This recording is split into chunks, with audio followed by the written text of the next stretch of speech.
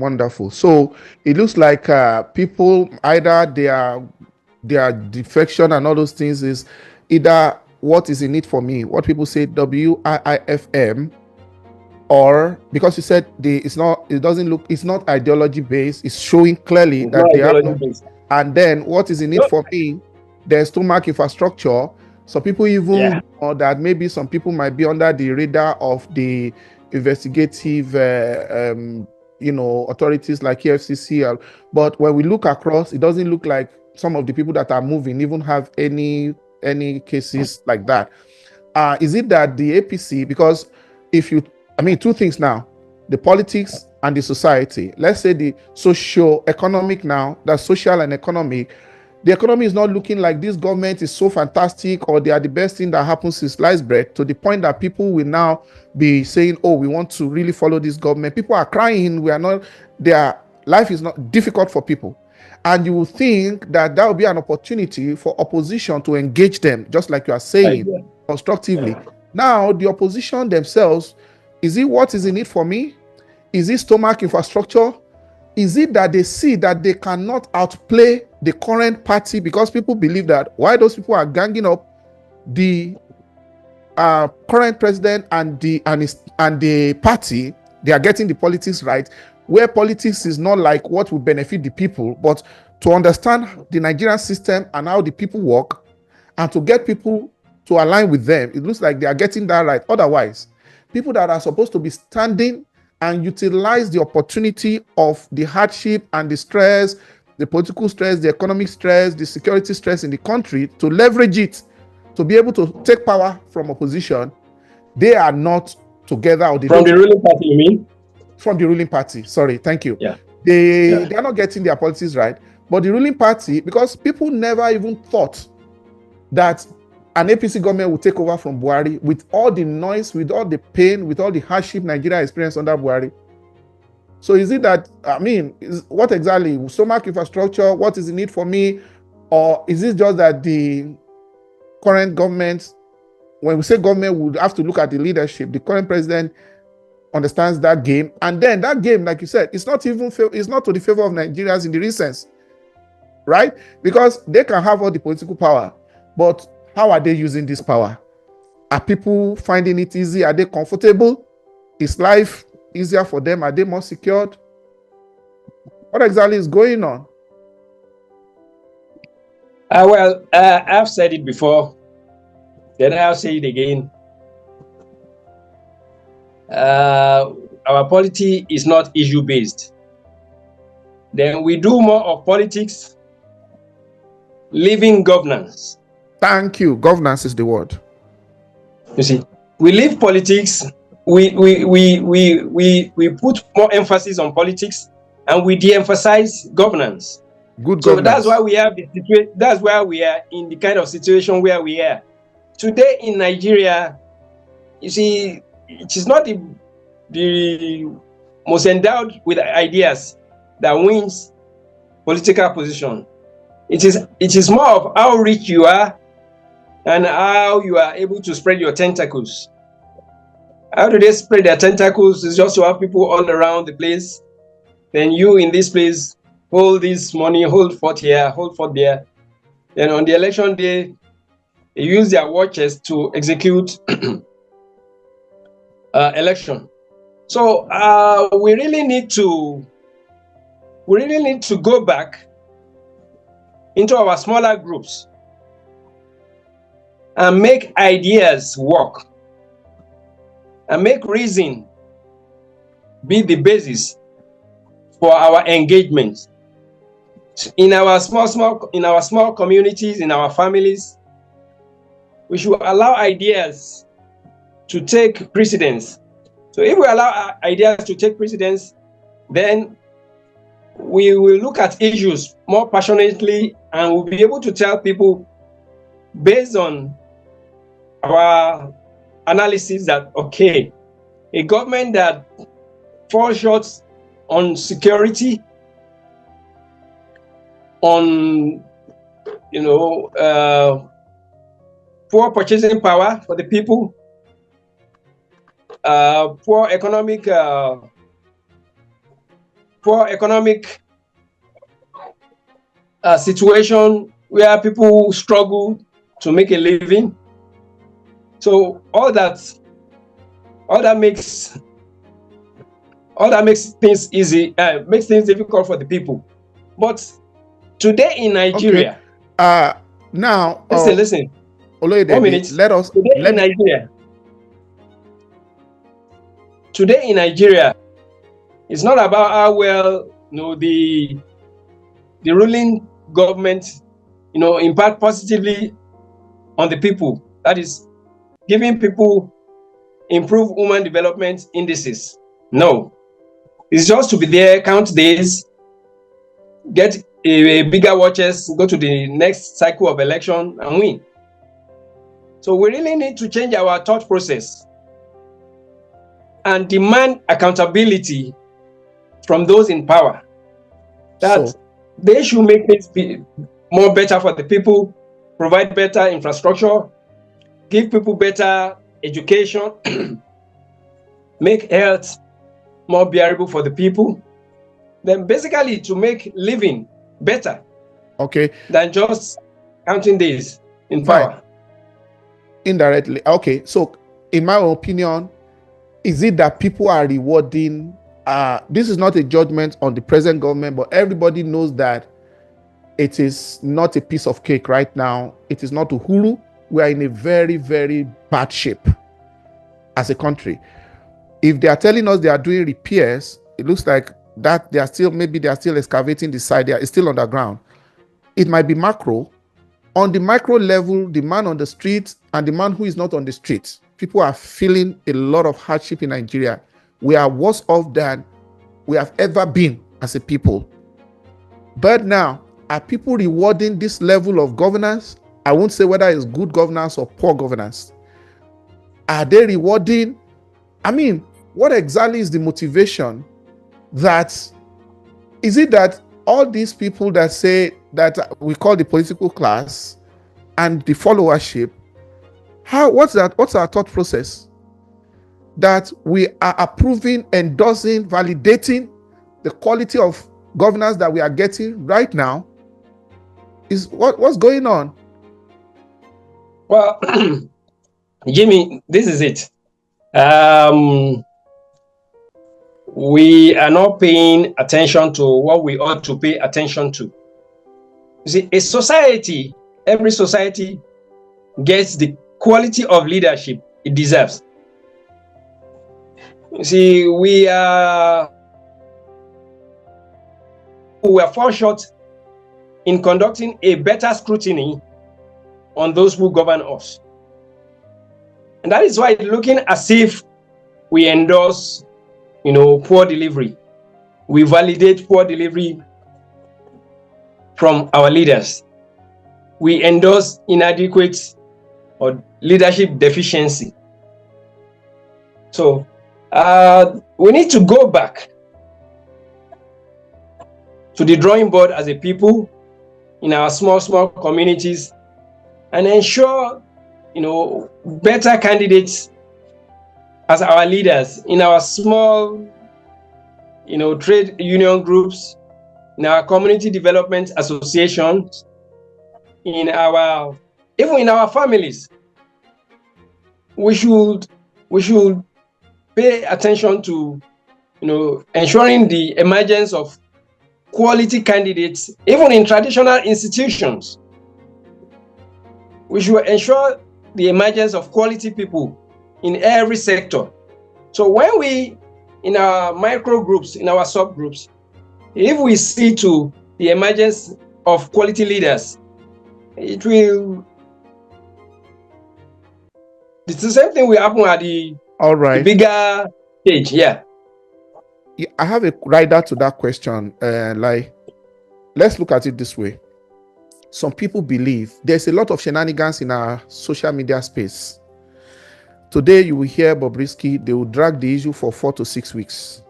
That is around a period where there are major economic, political issues that are happening in our space. And we get distracted, get carried away. The next time, it will be VDM drama. The next time, it will be one funny thing or the other that does not add value. I'm sorry to say, look at the Natasha issue. It's sensitive because it's gender sensitive. It has to do with harassment accusations. It has to do with making sure that our leaders are responsible and accountable and they are moral in their leadership and there is no victimization. But some of those issues, you can even see the bandwidth that did not just the Senate that we are paying outrageous amount of money that they are paying themselves, even the whole society gravitating in a direction of I used to ask a question, what does this add to our GDP? We will see some people, they will just jump on it. They have been activists, maybe they have, been out of the space for a while. They will get some clout. You will just see everything. These are things that could be settled easily with lawsuits, going to court, taking it out of public space. Even the society can demand accountability from our political elected leaders in more responsible ways than spending 2, 3, 4 weeks on, we won't say they are trivial, but matters that could otherwise be handled without all of us just going with the frail.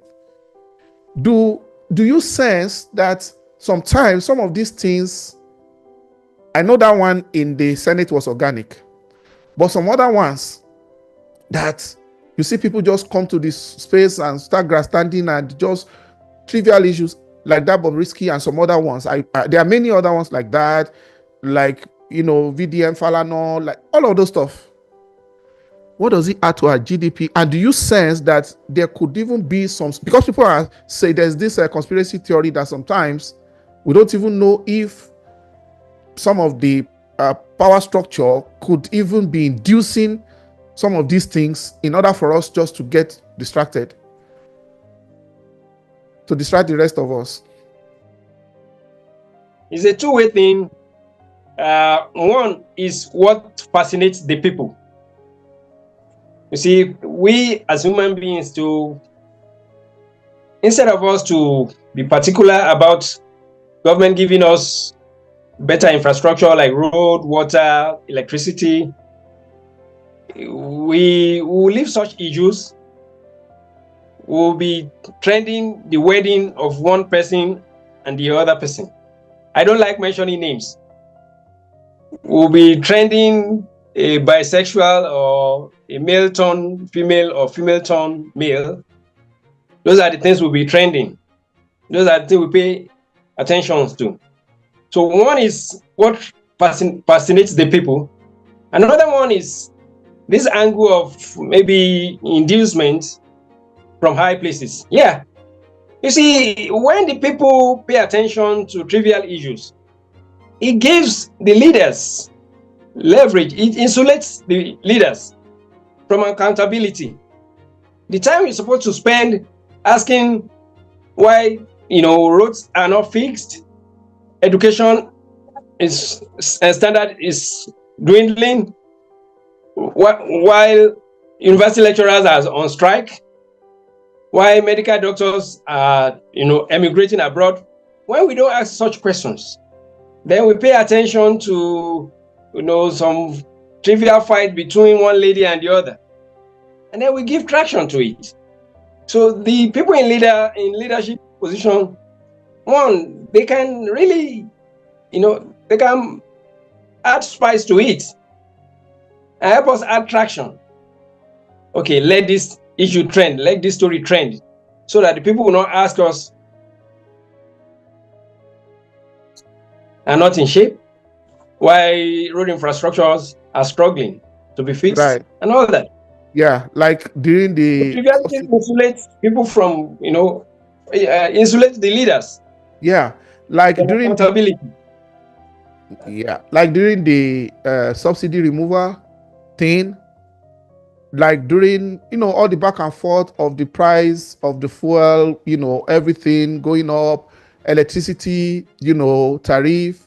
When the minister came the other time and said, that people should have deep freezer or something like that, some of those funny conversations when the power grid is collapsing, when major issues are happening, including the controversy surrounding the, what is it called now, the state of emergency, something will just be thrown into the space to keep the people busy, whether it's organic from Of course, we have the social space, and Yeah. you understand. So I mean, that's where the thought process. Some people it's just a conspiracy theory. We know that we have social media influencers, we have social media non-entities, non-entities, yeah, British, nothing British. We have many, because when you look at what value are these people, and funny enough, it's very concerning when you look at some of those things. The only thing is that Nigeria are not coalescing around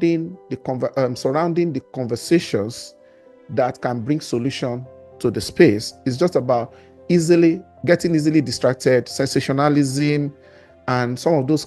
I mean, these things gain traction, they are easily consumed, and it's just like dopamine.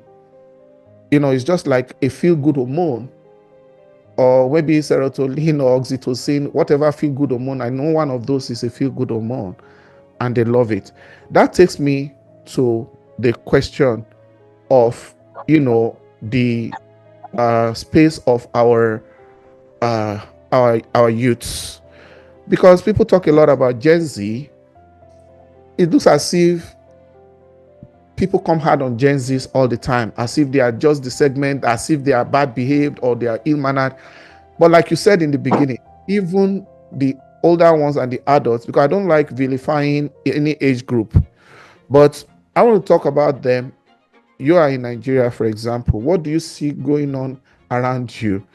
How easy are parents? What is parenting like in Nigeria now? People are under pressure for survival and for everything. And we see what the parents are doing in the social space. How, if you compare like the generation, let me say like our own generation, for example, right now with our children, this bad, I don't know whether it's bad mouthing of Gen Zs. Is it real that they had just one special species of generation with the way they do things, or people are just over, how will I put it now? I don't know which word to use. Maybe they are just having misplaced perception of the Gen Zs right now. As a parent of Gen Z yourself, you have a Gen Z, right? Yeah. It's well, the young generation are a product of the society. Then the main thing is this: you see, there is need for enhanced family structure. We need to go back to the drawing board and improve on our individual family structure.